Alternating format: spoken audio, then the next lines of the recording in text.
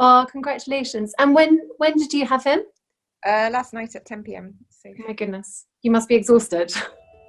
Yeah, pretty tired now, yeah.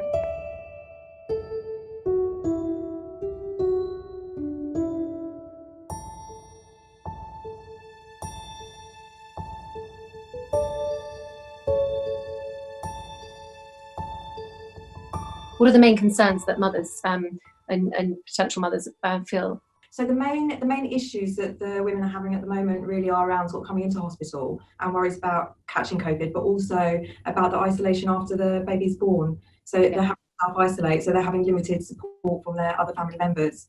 But actually, also we need to remember that most of the partners will be working from home, so they do have that extended support from the partner. But it's away from that anxiety around not being able to see their parents or their siblings.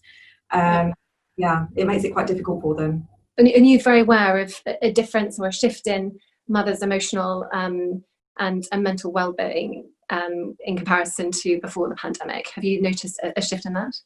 I think Jo might also. Well, there's a lot more anxiety. I think we're finding that there's women that have no mental health history that are actually becoming incredibly anxious because of the situation currently. So a lot more referrals in, which is specifically around anxiety to do with COVID. Do they know where to go? Do mothers know where to go to get the right support particularly for emotional and mental well-being, do you think?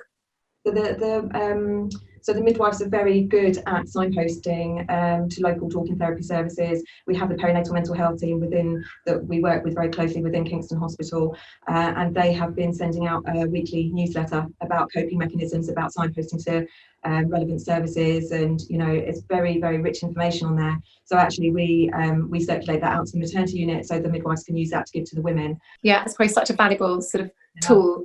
It's such a valuable tool for them now, particularly now. To you all there, you're doing an amazing job, honestly. As you say, babies come all the time. So, the fact that you're having to work in these in these difficult times, so well done. How are you all doing as well? Because obviously, there's worries and stress and anxiety out there for families anyway, but you're still working. There's extra pressure and worries, you're meeting families with extra pressures and worries and things like that, and also trying to wear this very uncomfortable kit by the sounds of it as well. So how are you and your families? Are you managing? Are you okay? Yeah, there's the worry, but I feel once we follow in the guidance and we are wearing our masks, especially, I feel personally secure. And then obviously we change out of our uniform, so we're not traveling with the same uniform we are at work. The workload's still the same, but I think women are kind of surprised that our service is still available. I think we hear that, for example, supermarkets are closing, transport are reducing. They're kind of thinking, oh, maternity probably isn't open, but we're saying we're still open, we're still here, we're still well, so do come on in, we can support you as we can. I think a challenge maybe is more so for me as a screening midwife when we're giving kind of difficult news.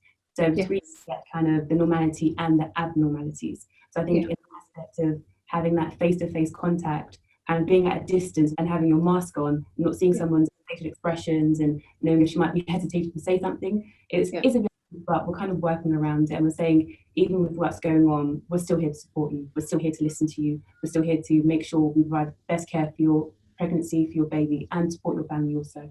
I think it's reassuring for women to know we're still here. How are the other children actually in the families that you go and see? How are they all doing? One of the differences that we found is that normally the mums, they will bring their toddlers and their kids who are not at school. So that's one of the differences. So the waiting room is very quiet because there are no siblings there and no people in. Is this what